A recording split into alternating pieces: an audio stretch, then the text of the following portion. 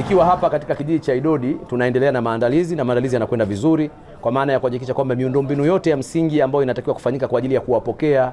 wananchi wote ambao watakuja kujumuika hapa inakwenda vizuri, lakini miundombinu yote ambayo inahusika na zoezi lenyewe la mazishi inakwenda vizuri. Na tuchukue fursa hii kuwataarifu wananchi kwamba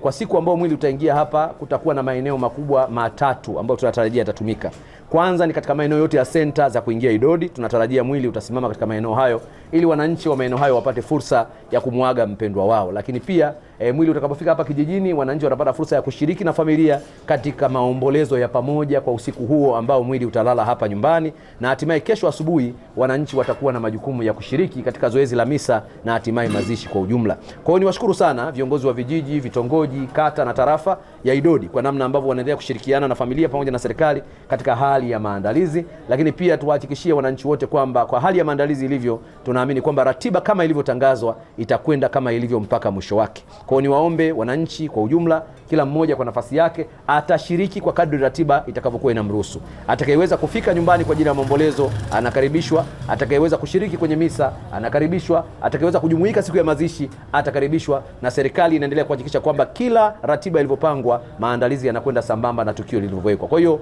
mpaka sasa tunavyozungumza hali ya maandalizi ni nzuri na hatuna mashaka kwamba ratiba ilivyopangwa itakwenda kuhakikisha kwamba mazishi haya yanafanyika kama ambavyo tumekubaliana hapo awali. Hili